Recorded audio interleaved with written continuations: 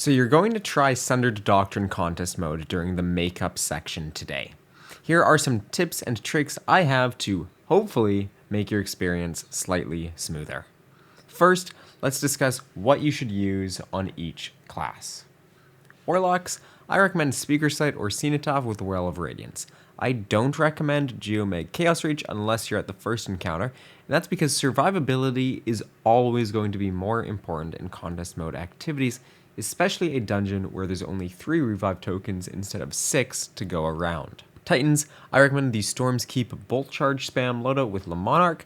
Now, I don't know exactly how this loadout works as I don't really play Titan, but I know it's very strong and it has fantastic survivability, especially with the Debriliating Blast artifact mod.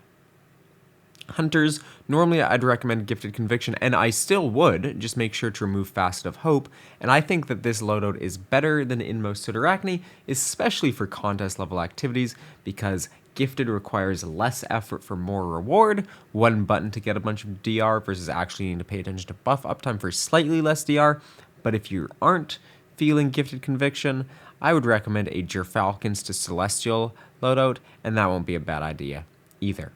Ultimately, at the end of the day, my recommendations for loads is for you to run what you are comfortable with.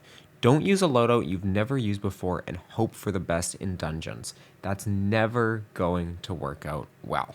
Now, for the encounters, for first encounter, because the first encounter has a timer, it's always a good idea during this encounter on contest mode to stack or hold lenses in advance if you're worried about the time restriction. And what I mean by this is before you have the final wheel hum to life in the first and second round, make sure 2 of your teammates are already holding a lens. And what this is going to do is this is going to reduce the amount of subjugators you need to kill on subsequent rounds, which eventually is just going to give you more time. You can do this by not finishing the round until there's about 20 seconds left on the timer. To deal with these subjugators, you can blind them using Queenbreaker's bow. Peregrine Titan works wonders on them as well, but also if at any point you have your super, you should just be using it to kill a subjugator. The top left and bottom right rooms are always stasis subjugators, and the bottom left and top right rooms are always strand subjugators. So if you're not confident with strand subjugators, never go to bottom left or top right and only deal with the stasis subjugators, and vice versa. The other biggest piece of advice is that you can predict the room order in advance since there's only 11 combinations of riddles.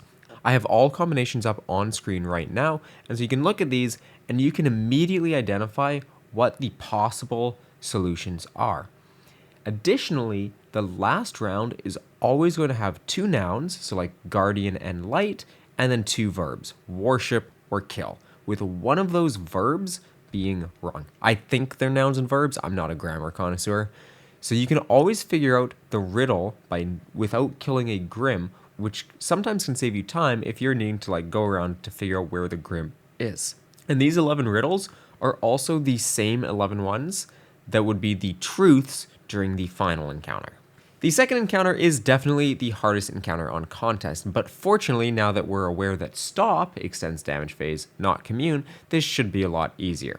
We're also aware that this boss does not take critical damage, and that surges don't work, so there's no reason to do any loadout swaps to surges during this encounter. We also know Bolt Charge is fair and balanced. My recommendation for this encounter is to never, ever, ever, ever, ever have Ogre spawn in, and how do you do that?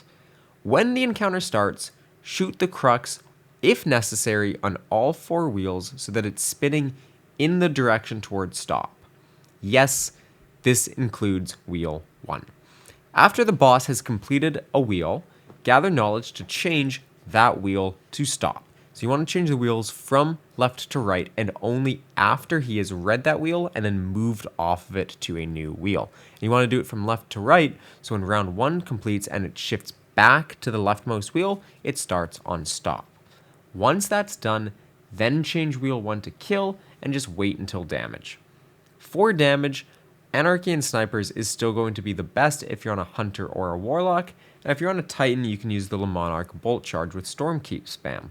My recommendation is, even though you shouldn't really need a Warlock with this strategy, it's still always a great idea to have that Well of Radiance if needed for survivability. You don't need a Titan to clear this encounter, but if you are struggling with damage, including one with that Storm's Keep nonsense would not be a bad idea. Remember that this encounter does need to be completed within 3 damage phases, and with what we know now, that shouldn't be an issue.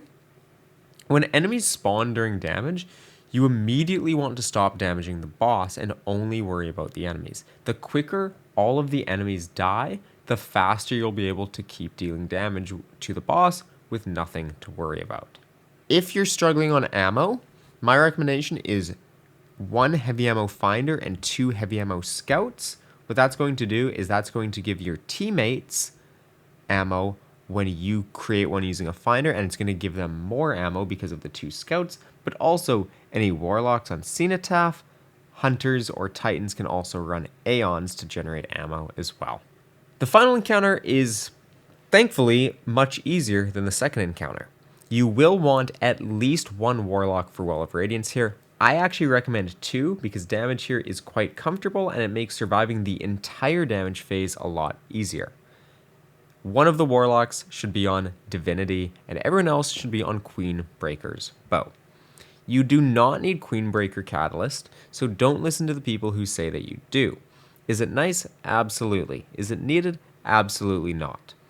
During this encounter, I recommend you move as a group of 3 the whole time. It does not matter if this encounter takes you 30 minutes to do.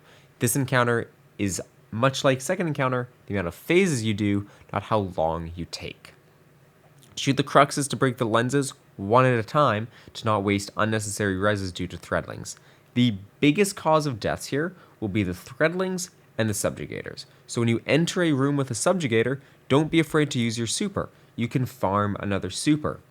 To enter the left side room, fusion rifles, trace rifles, and machine guns work amazing. Obviously, only your divinity person should be on a machine gun since the other 2 should be on Queenbreaker bow, but they could also be on fusions like Plug 1 or Loaded Question, or trace rifles like Retraced Path. The Multimac from Banshee is definitely the best kinetic primary in the game, so you can run that with that special of your choice.